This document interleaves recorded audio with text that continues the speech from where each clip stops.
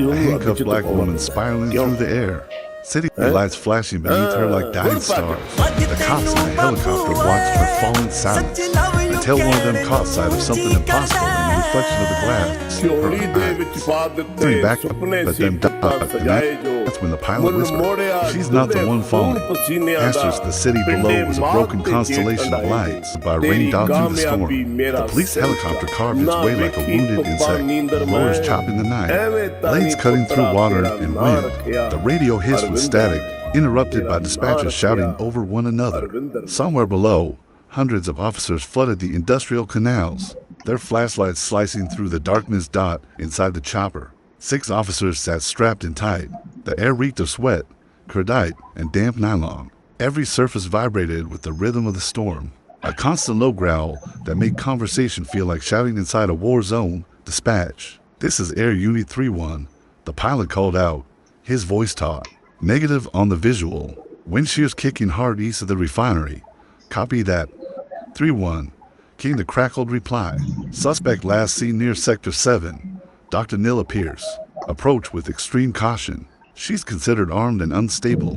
At that name, the cabin tensed. Captain Broderick Kane sat nearest the door, his eyes locked on the city grid below. Broad-shouldered, gray at the temples, and built like the last man who'd ever apologize. He didn't move when lightning lit up the cockpit. His jaw worked the same piece of gum he'd been chewing since takeoff. Across from him, Officer Mireya Ortiz adjusted her head. "Unstable," she muttered. "She's a psychologist, not a war." Kane didn't look up. "You read the file?" "I read enough. She killed Defense Ortiz, snapped their necks like twigs." "Or maybe she didn't." Mireya shot back. "That file reads like it was needed her gone." The rookie in the corner, Torres, barely 25, rain streaks glinting on his cheek from the open vent, shifted "You really think she's innocent?" Mireya shrugged. "I think the system doesn't like loud women, especially the smart ones." Kane's hand shot out and grabbed the metal bar above him as the helicopter lurched sideways. "Enough," he snapped.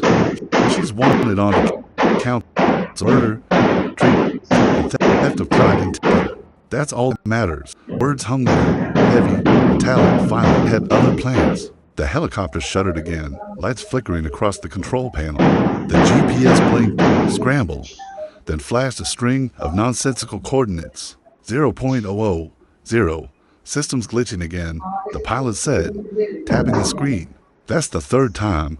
A whisper broke through the headset, a low, layered sound, soft at first, like close to the ear. "You've gone too far." The pilot flinched. What's wrong?" Kane barked. "Feedback, sir." But he paused, his face drained. "That was my voice." The cabin went silent except for the wind. The crew exchanged looks, all nerves and disbelief. "Probably just a loop," Mireya said, though her voice wavered. "Happens with old frequencies." But Torres leaned closer to the window, peering down through the sheets of rain. "Wait," he said quietly. "There." At first, no one saw it, just ripples of light on black water. Then a figure emerged, half submerged near a collapsed canal bridge. "Got her," Torres yelled. Moving near the north building. He was already up. "Bring us down." Helicopter dipped low, rotors kicking up waves and debris. The spotlight cut through the dark, and there was Doc Nilla Pierce. Her white shirt was torn, plastic to her skin. Mud streaked her face. Her hands were lifted, empty. Her eyes, those dark, intelligent eyes, followed the helicopter. His mid. Stand by for retrieval. 2 officers leaned out the door, ropes snapping taut in the wind.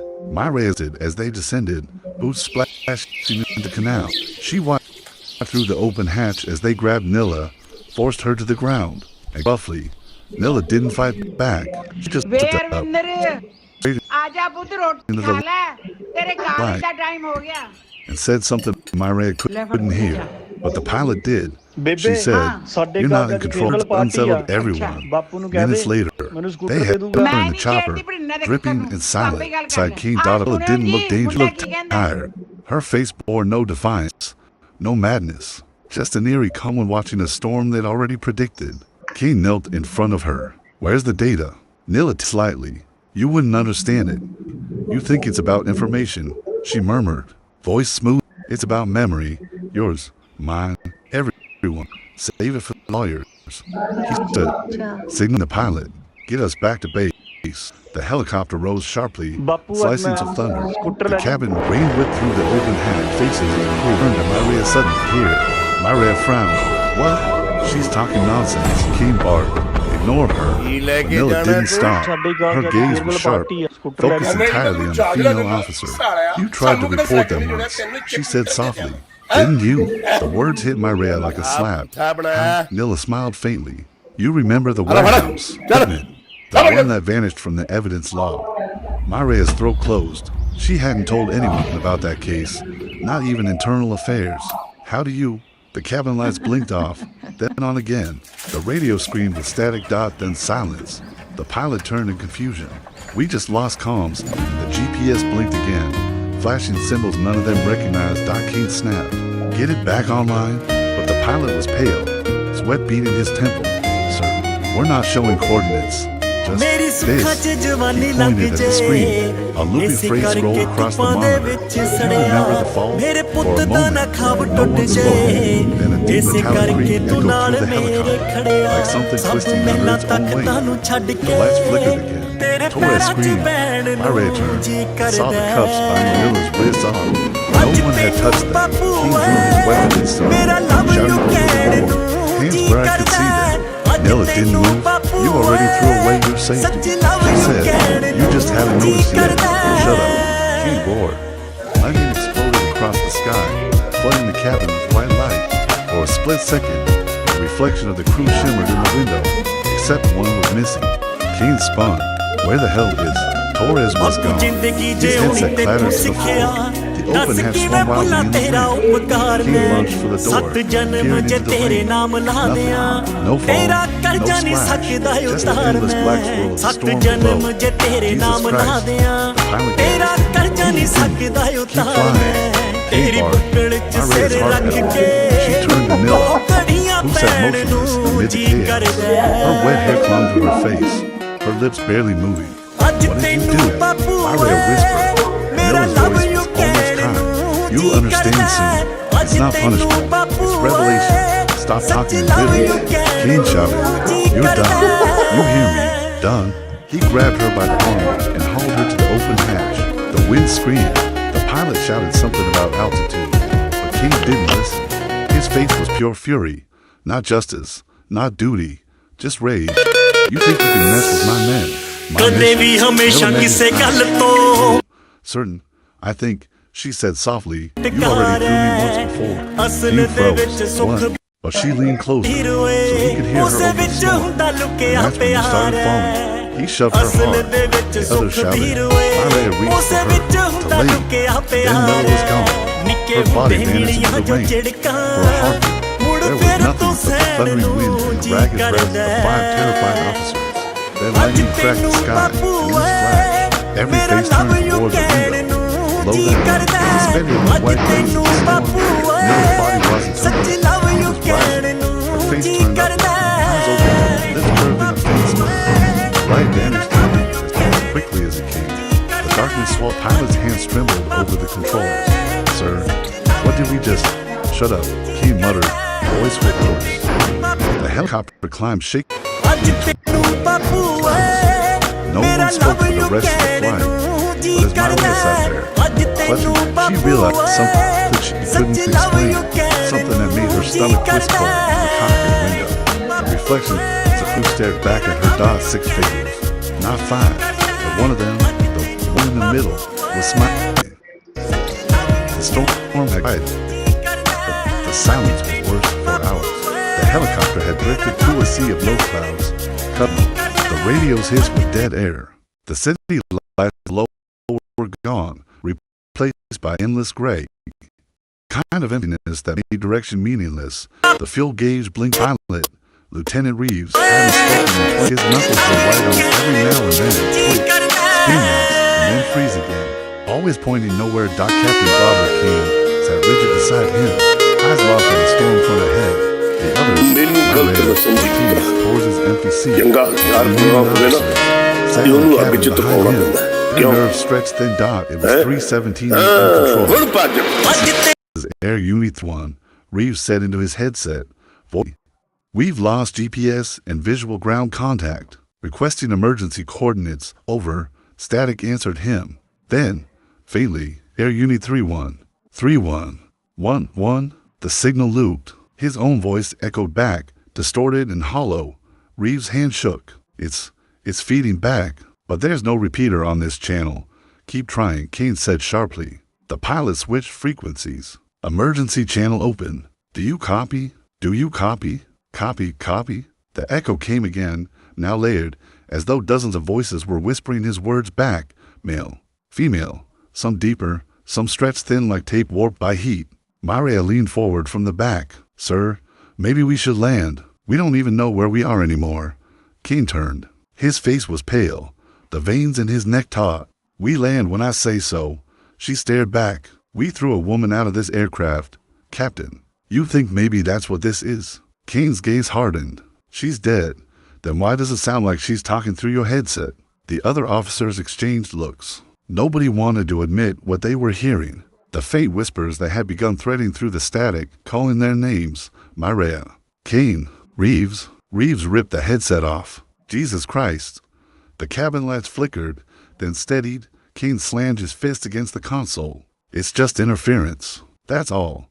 But Maria was staring at the window. Her reflection looked wrong. It was her face. But the eyes, they weren't hers. They were watching her, studying her, the way Nila had in those last moments before falling. Maria blinked, and the reflection blinked a second delayed. Her breath caught. Ortiz? One of the officers asked. She shook her head. Nothing. I'm fine. But she wasn't. Something cold was settling behind her ribs. Not fear exactly, but recognition. They tried again to send a mayday. This time, Kane took the mic himself. Control. This is Captain Kane of Air Unit 3-1. We are experiencing severe communication malfunction. Requesting immediate radar lock. Over. A hiss. Then, faintly, her voice. You're not flying. Captain. Everyone froze. Maria's hand flew to her mouth. Reeves went pale as chalk. Kane gripped the console so hard his knuckles turned white. Who is this? You threw me away. Reeves' voice wasn't over the radio. It was inside the cabin. It came from everywhere. The air vents, the metal floor, even the vibration of the seats. The youngest officer, Hayes, tore off his harness. Nope, no way. This is not. The lights went out. Total black. Only the red emergency glow from the control panel painted their faces in pulses of crimson and shadow. The rotor's hum slowed. Reeves shouted over the sound. Sir, we're losing power. Kane barked. Divert from the storm. Bring her steady. I'm trying. Then something flickered on the windshield. A faint silhouette. A face pale, wet, serene. Just inches from the glass, hovering in the slipstream outside. Her hair floated weightless. Her eyes locked directly on Kane. Dr. Nila Pierce. The woman they'd thrown into the storm. Reeves screamed. The helicopter pitched our left, nearly rolling. Pull up. Kane shouted. I can't. When the floodlights flickered back on, the glass was empty again. Only rain. The helicopter steadied. They all sat there, shaking, drenched in sweat despite the cold. Reeves was hyperventilating. She was there, Captain. I saw her. No, Kane said. You saw a reflection. Reflections don't smile back, sir. Maria wiped her face with a trembling hand. It's not the storm. It's not tech failure either. Something's inside the system. Kane, don't start that supernatural. We're professionals. Maria's voice cracked. We killed one. Kane, maybe she found a way to. He cut her. Enough. He leaves. Check the flight logs. Sir, the pilot scrolled through the onboard records, his fingers shaking. The logs flickered, timestamps reflapping. A dozen entries marked 3:17 a.m., every one of them identical except for one anomaly. An unmarked file at the bottom. No timestamp. No origin. Reeves clicked it open. The monitor went black. Then a single line appeared. Project Resonant Access granted. A series of images flashed rapidly. Brain scans, sonar-like waveforms, then Nila's face. Her military ID.MI or EYA leaned closer, reading the file name aloud. Resonant Psychology Initiative. Kane frowned. What the hell is that? Reeves scrolled down. Paragraphs of dense jargon filled the screen, but one section was highlighted. Subject Nilla Pierce developed adaptive resonance fields, capable of memory synchronization between host frequencies. Programs shut down following civilian test incident. Data classified under departmental authority. Subject marked for containment. Maria whispered, "She worked for us." Reeves' voice trembled. "And we killed her because she exposed it." Kane's expression hardened. "Shut that file down." But the text shifted on its own, rewriting before their eyes. Containment unsuccessful. Hope's field transfer in progress. Reeves slammed the keyboard. It's typing by itself. The lights dimmed again, and the sound of rotors deepened, the pitch lowering into a deep, vibrating hum that made the air feel heavy, almost liquid. Maria's vision blurred. For a split second, she wasn't in the helicopter anymore. She was somewhere else, standing in a sterile lab, surrounded by monitors and humming machines. Nilla stood across from her, speaking to a room of men in uniforms. "The mind doesn't die," Nilla was saying. "It migrates. Frequencies can be mapped. Memory is just resonance sustained in the right field." Then the vision snapped away. Myra gasped and clutched her head. "She's showing us things." "Stop it," King growled. "Stop talking like she's." But then the helicopter's control stick moved. On its own, Reeves shouted, "Hands off, I'm not touching it." The stick jerked right, then left, adjusting course. "Autopilot's dead," Reeves said, panic rising. This thing's flying itself." Myra turned toward Kane. "You said she was dead, Captain." "You were wrong." The red light flashed again. A voice whispered through the cabin. "You shouldn't have thrown me away." Every instrument blinked to life simultaneously. Altitude, radar, even the broken GPS. But none of the readings made sense. The radar showed the helicopters. Same transponder code. Same ID. Air Unit 31 and Air Unit 31. Kane stared, jaw slack. "What the hell?" Reeves whispered, "It's us." Myra leaned over. "It's like we're tracking our own signal." A reflection. Then, on the radar, the second blip moved upward. Reeves' breath hitched. "It's gaining altitude." Myra looked out the side window and froze dot above them. Faint through the fog was another helicopter. Identical. Same markings. Same tail number. But the people inside, their reflections, weren't sitting still. They were watching. Every one of them was staring down into the real helicopter, eyes hollow, faces wet with rain. And standing at the open door of that mirrored aircraft was Nilla Pierce, calm, barefoot, hands uncuffed. Her lips moved, and though the storm swallowed her voice, every speaker in the cockpit echoed her words perfectly. "I told you. You're not flying anymore." The helicopter jolted violently. Reeves screamed as the controls spun under his hands, unresponsive. Warning alarms blared, altitude falling fast. "Pull up, pull up," Kane shouted. "I can't." The system's overriding. The red lights flared bright enough to blind them. For a heartbeat, they saw everything. The mirrored chopper above them. Their doppelgangers reaching down, Nilla between both crafts. Her arms spread wide like a conductor controlling two instruments at once. Then silence. The alarm stopped. The world went still. Reeves looked down at the controls. Every screen was blank. The engine hum was gone. But somehow, they were still in the air, floating. He whispered, "We're not descending. We're not moving." Kane's voice was hollow. "Then what are we?" Myra looked at the darkened window. Her reflection smiled back, but it wasn't her. "Passengers," it whispered. The storm had passed, but the air still felt charged, as if the sky hadn't decided whether to forgive them or finish what it started. The helicopter floated in eerie quiet, its rotors humming low, slicing through a layer of fog that seemed to go on forever. No city lights, no radio signal, no horizon, just endless gray. Captain Broderick Kane stood behind the pilot's seat, jaw clenched. Attic-filled screens. The numbers blinked random digits. Altimeter, 0. Yet through the side window, the world below stretched endlessly downward. A vast canopy of black-green forest. They weren't over the city anymore. They weren't anywhere. It made sense. Something's wrong with the readings. Lieutenant Reeves muttered, "We're showing altitude 0, but we're not on the ground," said Officer Myra Ortiz, finishing his thought. "Yeah, we noticed." Her tone was brittle, strained. She'd stopped trying to hide her fear hours ago. The others were unraveling faster, their hands trembling, eyes darting from screen to screen like rats trapped in a maze. Kane leaned over the console. "Reboot the navigation." Reeves hesitated. Sir, last time I tried that.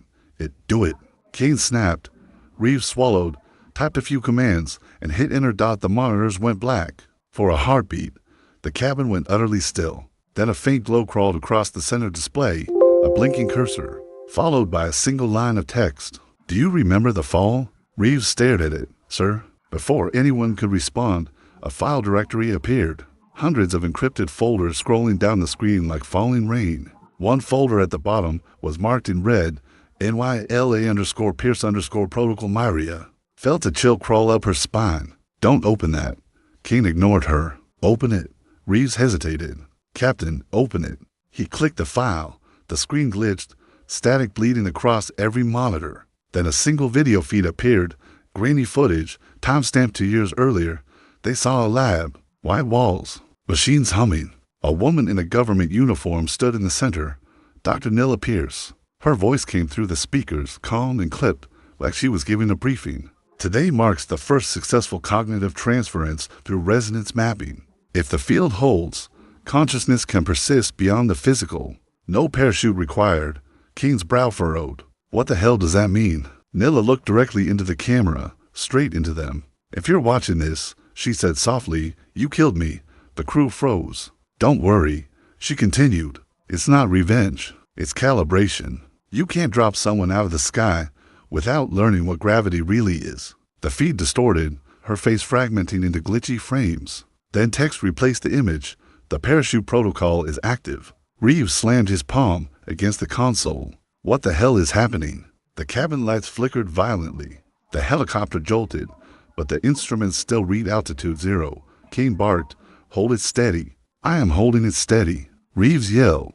The controls aren't responding. Outside, the floodlights flickered on by themselves, cutting through the fog. The world below came into view, a vast, dense forest swaying under an invisible wind. Nothing familiar. No roads, no cities, no civilization. Where the hell are we? One of the officers whispered. Myria pressed her face to the glass, scanning the horizon. This isn't the mainland, she said. We were over water 10 minutes ago. Kane's jaw tightened. Maybe the storm pushed us inland. No, Reeves said, eyes wide. That's impossible. We've been flying in circles. Look, he pointed at the radar. The same circular blip pulsing over and over, tracing their own path endlessly. They hadn't moved at all. Then a new sound joined the mechanical hum. A voice, faint, rhythmic, like breath over a microphone. They threw me from the sky once. Myria's eyes darted around. Did anyone else? Now I'll show them how it feels to fall. The cabin temperature dropped several degrees in seconds. Every screen went dark except one, the same message, repeated across the interface. You are falling. Kane slammed his hand down. This is a trick. A goddamn trick. But the helicopter wasn't moving. It was sinking, not downward, but inward. The air felt heavier, thicker, like they were falling through the inside of a dream. The youngest officer, Hayes, started crying quietly. We're dead, aren't we? Shut your mouth, Kane barked. No one's dead. Not yet. Myria rounded on him. You threw her out of this aircraft. You made us do it. You said it was protocol. It was protocol. Kane snapped. Whose protocol? She shouted. Hers or yours? The silence that followed was worse than the shouting. Because for the first time, even Kane didn't seem sure. The restraints on their seats clicked. Once. Twice. Then locked automatically. Reeves tugged his harness. It's jammed. Kane's did the same. Manual override. He barked, but the mechanical locks refused to move. Each strap tightened like a slow constrictor around their chests. She's sealing us in.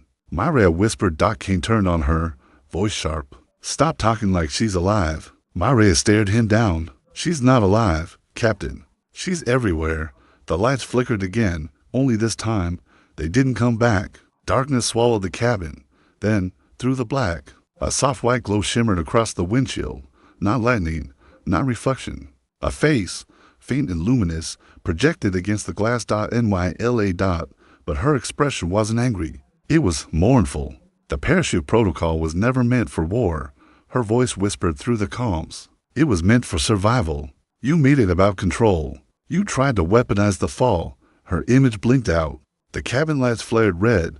Reeves screamed as the control stick yanked itself backward, sending the helicopter into a sharp tilt. The forest below surged closer, trees twisting into green shadows, altitudes dropping. He yelled. It already was 0. Maria shouted back. The numbers spun wildly now. Negative altitudes flashing across the screen. 50 for feet, minus 276 feet, minus 999 feet. What the hell does that mean? It means we're below ground level, Reeves said hoarsely. We're underground. Kane's voice cracked for the first time. That's impossible. But the forest below was gone. In its place stretched a vast field of gray fog, rippling like water. And then, a figure fell through it. Maria gasped. Torres. He was falling headfirst, arms spread, the missing rookie from Torres. Kane shouted, "Pull your chute." But the man didn't respond. He didn't even scream. He simply fell, and then vanished into the mist. No sound. No impact. Just gone. Maria whispered, not splattered, not broken, just gone. The silence after his disappearance was absolute. Even the helicopter's hum died. Then a new voice filled the cabin, Nilla's again, quiet, calm, patient. You keep trying to understand fall and fly as opposites. They're not. They're the same act, just seen from different directions. Kane trembled, his hands gripping the edge of the console. What do you want from us? To remember. Her voice shifted, no longer through the speakers, but inside their heads. You built systems that buried the truth. You silenced the ones who saw the cracks. You thought falling was death. It isn't. It's data. It's transfer. It's freedom. The monitors came alive again, showing their own faces on loop, grainy and distorted. But the eyes staring back weren't theirs. Each reflection moved out of sync, lagging by half a second. Their mouths forming silent words. None of them spoke. Reeves broke first. He tore at his harness, screaming, "I'm getting out. I'm not dying in this coffin." "Don't." Maria shouted. But he slammed the release on the side door. The air exploded inward. The suction ripped through the cabin, tearing loose paper. And Reeves himself, he flung out into the open sky, vanishing instantly into the fog. Maria screamed. The door swung slowly, banging against the fuselage, then sealed itself shut with a hiss. Now only Kane, Maria, and the last surviving officer, Hayes, whose eyes were glazed and unfocused. Kane's voice was hoarse. "We're losing everyone. What is this? What the hell is this?" Maria's voice shook. "She told us. Transference. She's moving through frequencies. Through us." Kane slammed his fist against the glass. "We're not computers." "No," Maria said softly. "We're conductors." Hayes began to laugh suddenly, high-pitched, broken. "You hear that? She's in the air. In the hum. She's flying us. She's flying us." Kane turned to him, ready to shout, but stopped, because Hayes was no longer in his seat. The harness hung empty, still locked and in his place, faintly. The red glow of the control panel shimmered with the outline of a human figure, flickering like static. Kane stepped back, whispering, "God help us." Maria shook her head. "He's not flying us anymore. Captain." His helicopter handed tilt forward. Delayed. Out of the windshield. The fog parted, revealing a shape below, a clearing in the forest, perfectly circular. Lights glowing faintly from the landing pad, but there's no building, just earth, illuminated from within. "Where's that light coming from?" Kane asked. Maria looked down, realization dawning in her eyes. "It's us." And she was right. The light was their own reflection, the helicopter projected downward, as if the sky itself were a mirror. And below their descent felt endless, smooth as silk. The hum rose higher, vibrating through their bones. Not pain, not fear, just resonance. Kane's voice broke. "What happens when we touch dew?"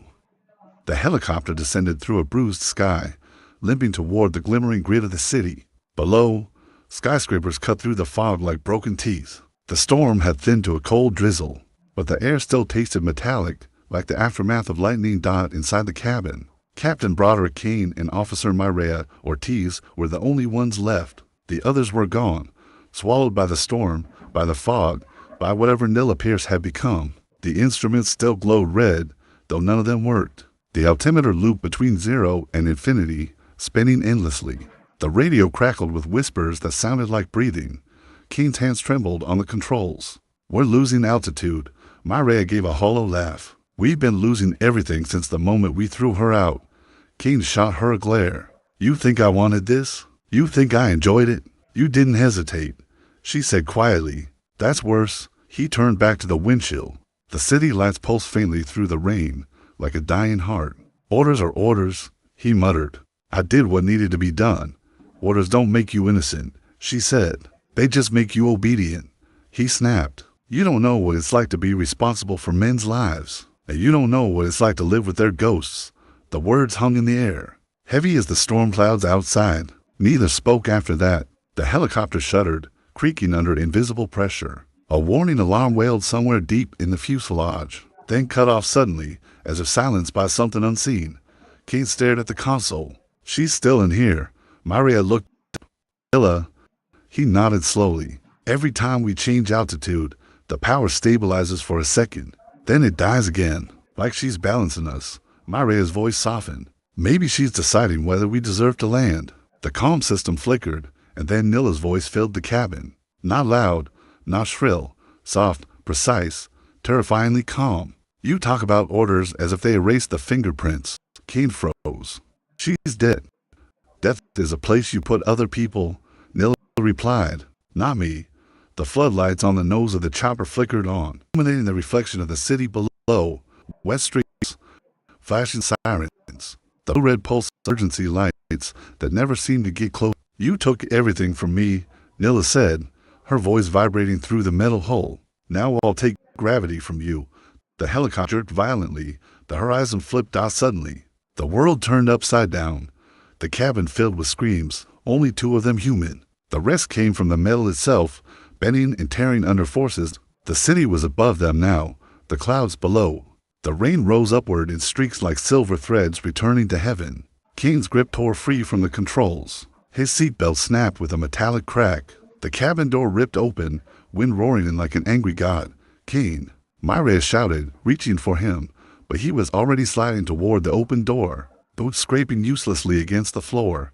He grabbed the edge of the seat, his face twisted in terror. Help me. For a heartbeat, she thought about it, about grabbing his hand, pulling him back. But then she saw something in his eyes. Not fear, not remorse, just the same cold authority that had ordered Nilla's execution. He'd thrown her out without a second thought. Now, the sky was claiming its balance. Maria let go. Kane's scream tore through the storm as he vanished into the dark, falling upward, arms flailing. Swallowed by the clouds, his echo faded slowly, like a tape rewinding itself into silence. Then the helicopter righted itself. The engines purred, soft and calm. The alarm stopped. The interior lights brightened, washing the cabin in a pale blue glow. Maria floated in her seat, unstrapped, suspended inches above the floor. Her hair drifted around her face, as though she were underwater. Gravity had forgotten her. Through the windshield, the courthouse appeared below, the same courthouse where Dr. Nilla Pierce had testified years ago. The place where she had warned them all that her research could rewrite the human mind, where the government had labeled her a threat, where Kane and his team had dragged her away in handcuffs. The helicopter descended smoothly, lowering itself toward the marble steps. It touched down so gently the landing skids didn't even creak. Maria's boots touched the floor. The rotor slowed. The rain softened. Silence. For a long moment, Maria just sat there, breathing hard. The blue light pulsed through the cockpit like a heartbeat. She reached for the door handle. It opened easily when she stepped outside. The world felt different, quieter, weightless. The city was empty. No people, no traffic, only the hum of power lines and the whisper of wind through wet streets. But then, far off, sirens began to wail. Red and white lights shimmered between buildings. Emergency crews were coming. Maria turned back to the helicopter. The cockpit was empty. No bodies, no blood, not even a trace of Kane. The seats looked unused, pristine, as if no one had ever flown there at all. Only one glass. Nilla's. Maria touched it. The glass vibrated beneath her fingers. For a moment, she saw images, flashes of Nilla's life like shards of broken mirrors. The courtroom, the lab, the storm, the fall. And beneath it all, the same whisper that had haunted the crew since the beginning. There is no parachute for justice. The first responders arrived minutes later. Fire trucks, ambulances, police cars. They fanned out across the courthouse plaza, weapons drawn, shouting orders that echoed uselessly through the empty streets. When they found Maria, she was standing barefoot in the rain, looking up at the sky as if listening for something. Her uniform was soaked, but her hands were clean, her wrists unmarked, her expression strangely serene. "Mom," one officer said, lowering his weapon. "Are you hurt?" She turned to him. Her eyes glowed faintly, soft, a natural blue. "Light seen through deep water. I'm light seen through deep water. I'm fine," she said quietly. "It's over." They wrapped a blanket around her speaking. "Just waiting, Doc." One night, Maria asked the empty room, "Are you still here?" And the lights flickered once in response. She smiled. Good, because the truth was, Maria didn't want to be free of her. Not entirely. Something inside her had shifted, like a balance restored. For years, she had served a system that decided who lived and who vanished, who was innocent and who was disposable. But Nilla had rewritten that equation. She hadn't taken vengeance. She'd taken weight, the crushing force of guilt that had kept Maria chained to her badge. Her orders, her silence. Now, there was only calm when she finally left the hospital. The reporters waited outside again. They wanted answers, confessions, closure. Officer Ortiz, one called. "Do you have anything to say to the families of your fallen colleagues?" She looked up at the overcast sky. The clouds moved differently now, not drifting, but pulsing like breath. "I do," she said softly. "Tell them she landed." The reporters frowned. Who landed? But Maria was already walking away, her footsteps soundless on the wet pavement above. The thunder rolled once, distant and low, like laughter beneath the storm in a secured government lab to states away. A technician reviewed classified flight logs recovered from the helicopter's black box. The data didn't make sense. The craft had recorded negative altitudes, impossible pressure readings, and one final transmission just seconds before the crash. He's tape, isolated the last line, and increased the volume. It was a voice, calm, certain, inhumanly steady. "The fall is not punishment, it's return." The technician frowned, heart pounding. "Who said that?" The speakers crackled, and then, faintly, came the sound of wind rushing through open sky, followed by a single breath, a woman's breath, and then silence. Scream was swallowed by the wind before it reached the ground. For a moment, the night sky held her, a handcuffed black woman spiraling through the air, city lights flashing beneath her